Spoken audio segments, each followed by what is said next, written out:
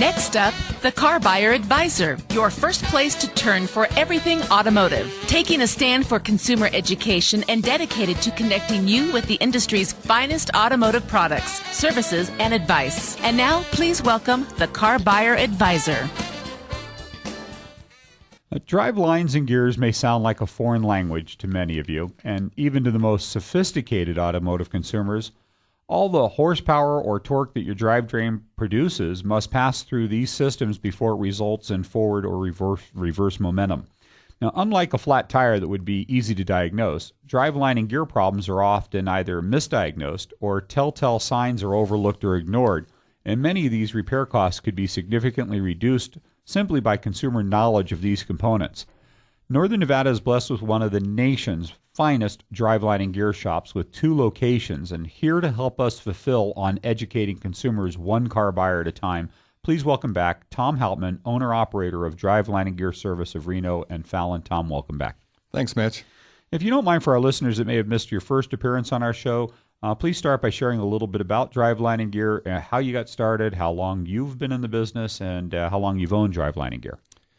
Well, Driveline Service was a franchise that was created in 1971. We were the first pilot shop that opened up out of the Sacramento area, and we were open in Reno in 1971. Myself, I started sweeping floors there in 1978.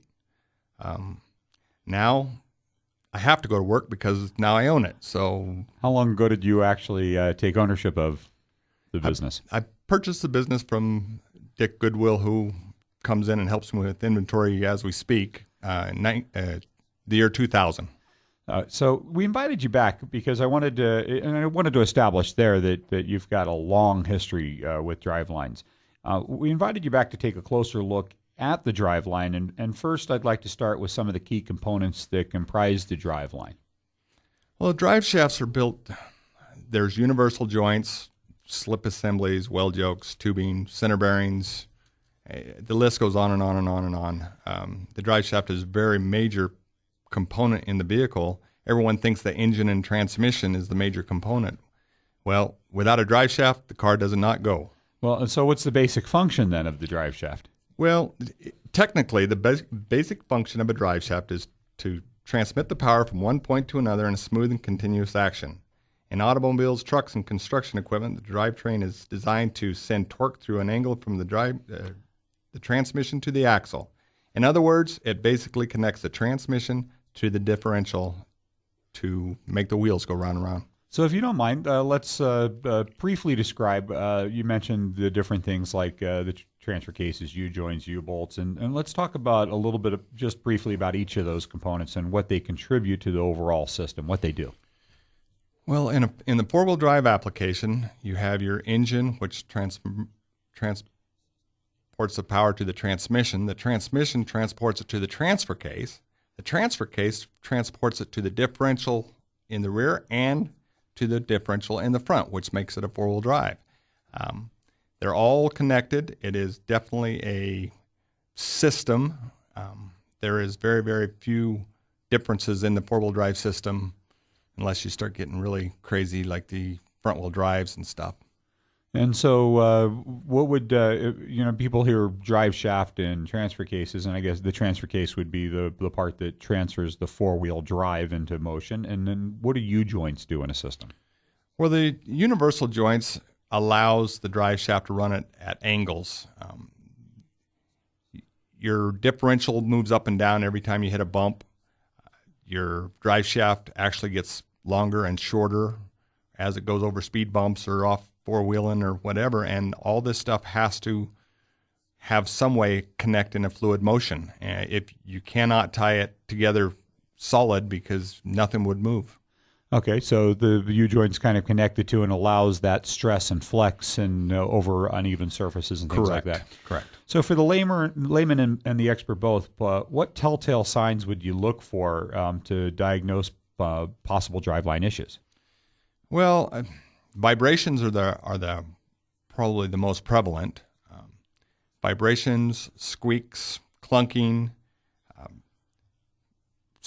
stopping of forward momentum is a big one. A lot of people had no idea. I've had customers lots of times put their vehicle in gear and it doesn't move anywhere. And lo and behold, the drive shaft fell out. So there are some telltale signs. Probably the biggest one is a vibration. Okay, so let's say I have a vibration. What else would you want me to pay attention to so that I could help you properly diagnose that it's a driveline issue instead of an engine vibration, for an example? Well, to start with, vibrations, you need to know if they start all of a sudden or if they come on very, very gradually. Gradual vibrations are very difficult to diagnose because of people usually get so used to them. They're very, very unique to the vehicle. We need to know if the vibration is wheel speed or engine speed. And by wheel speed, is it more like a shake is what I would consider wheel speed, or is it a buzz? Could be engine, transmission. It's much faster than a wheel speed. That's my first question when I talk to customers. Is it wheel speed?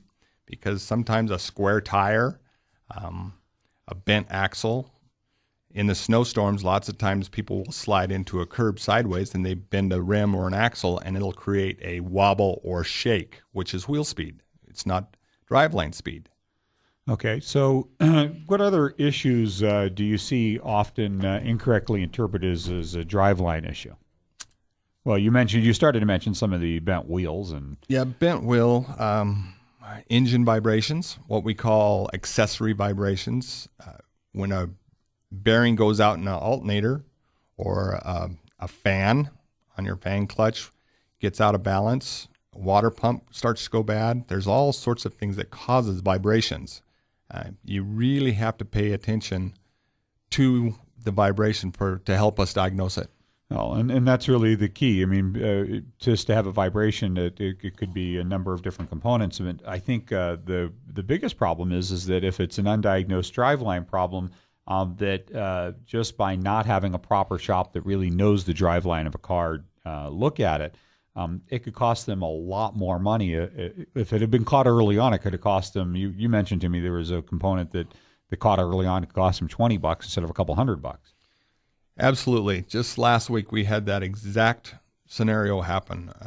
A guy actually towed his vehicle from the lake clear to our shop because he thought he had a differential that was going bad. He called and says that my differential is bad. It needs to be towed. How much money? And I said, well, that depends. It could be upwards of $2,000.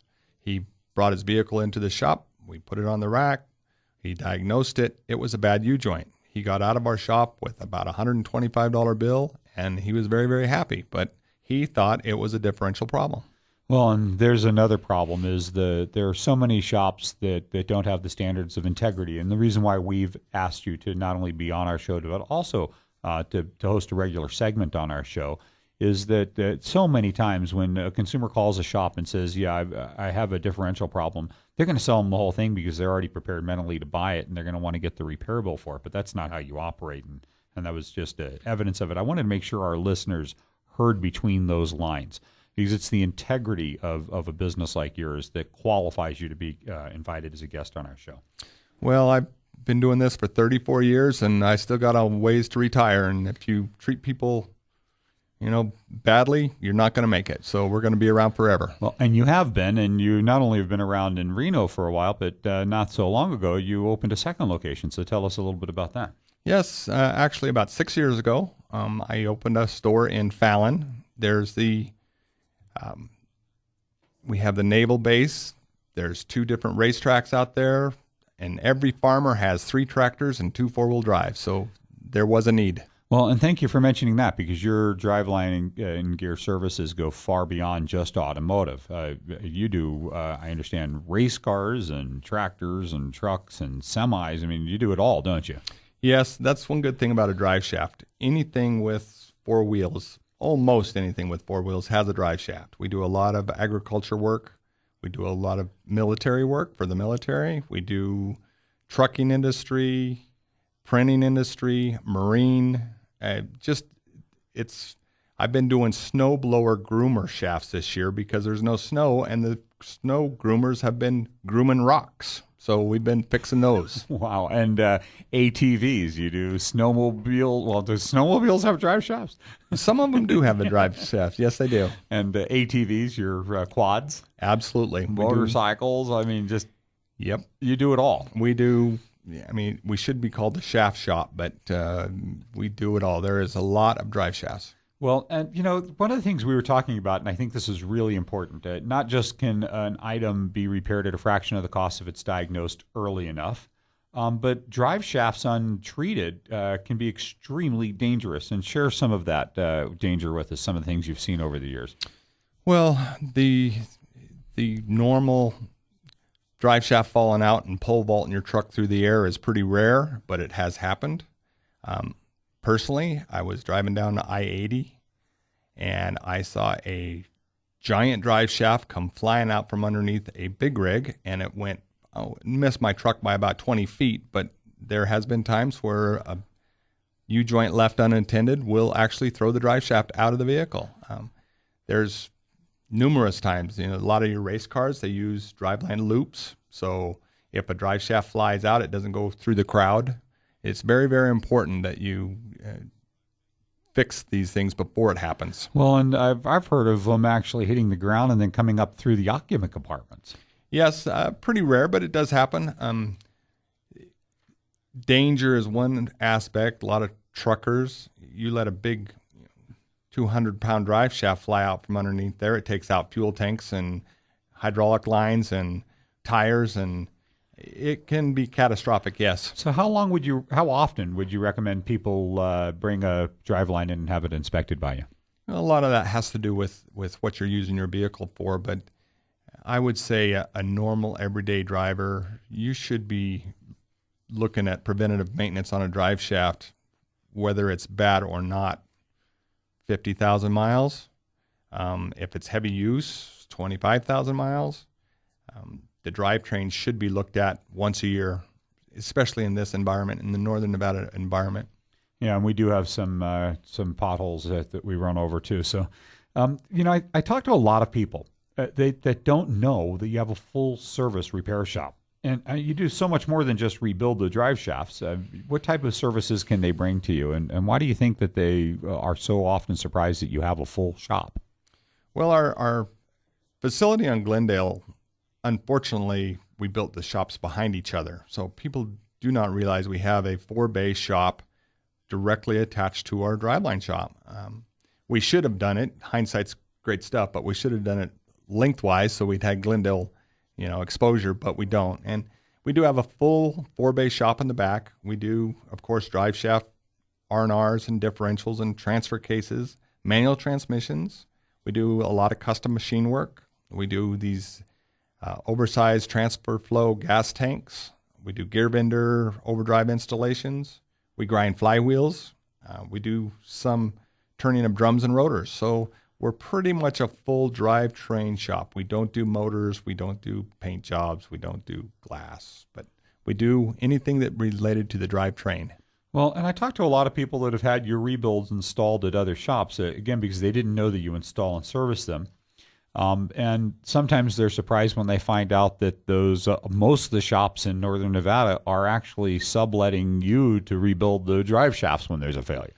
And they could have come to you directly, maybe even saved a little money.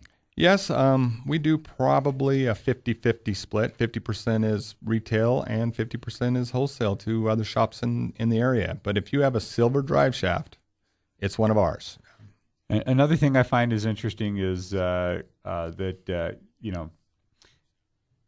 if I bring a car into you because of a vibration, that you're qualified to diagnose not just the driveline issues, but to find all the other issues in one location, where in a lot of shops, they're not as qualified in the driveline side of it. So they're going to miss telltale signs that it's a driveline. So I think I really wanted to express this, that a consumer that's going out there and he has a vibration or a noise that he's not sure what it is, that you're the most qualified place for them to take those types of noises for diagnosis, because of your knowledge of the drive shaft and the drive lines in a vehicle, that you're more likely to properly diagnose it than 95, 98% of all the other shops in our community.